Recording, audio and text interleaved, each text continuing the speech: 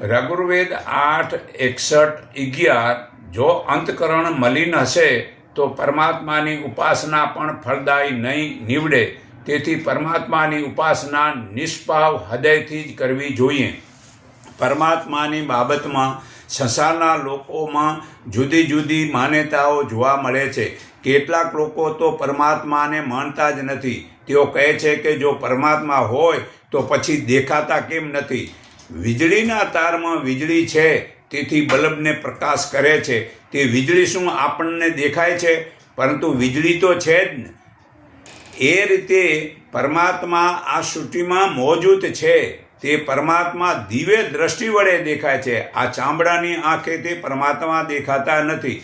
ગીતા અધ્યાય 11 શ્લોક 8માં પુરાવો છે. છતાં પરમાત્માની ઉપાસનામાં જ આપણી ભલાઈ રહેલી છે. મોટા ભાગના લોકો પરમાત્માની ઉપાસના કરે છે તો પણ દુઃખી રહે છે.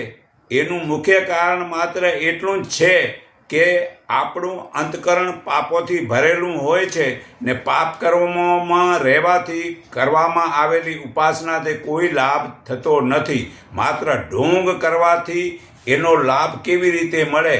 પ્રભુ કૃપા પ્રાપ્ત કરવા માટેની એક માત્ર શરત છે પવિત્રતા. પરમાત્મા તો આપણા સર્વશ્રેષ્ઠ મિત્ર અને બંધુ છે. આજના લોકો માયામાં ફસાઈ ગયા છે.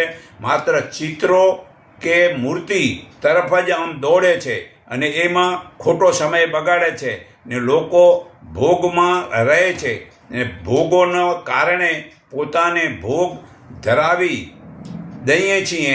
મૂર્તિને ભોગ ધરાવી છીએ ને પછી પોતે ખાઈ જઈએ છીએ. તો આ શરીરમાં મતલબ કે જે શોધવાનું છે તો શરીરમાં પરમાત્માની ભક્તિ શોધવાની છે. હૃદયમાં જ પરમાત્માના જ્ઞાનની ધારાના ઓજસ માર્ગથી વહેતી જાય છે.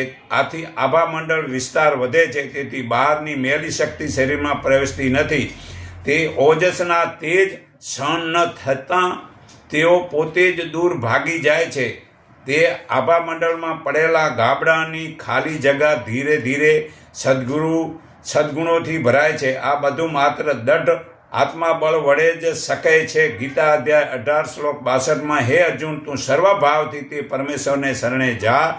તેની કૃપાથી તું પરમ શાંતિને સનાતન થાન મોક્ષપદ પામીશ. સર્વે ધર્મ છોડી તું મારા એકના શરણે આવ. હું તને સર્વ પાપોથી છોડાવીશ. તું શોક ન કર. ગીતા અધ્યાય 18 શ્લોક 66માં પુરાવો છે. તો જુઓ, આપણી જીવનમાં સૌથી મિત્ર કોણ છે અને દુશ્મન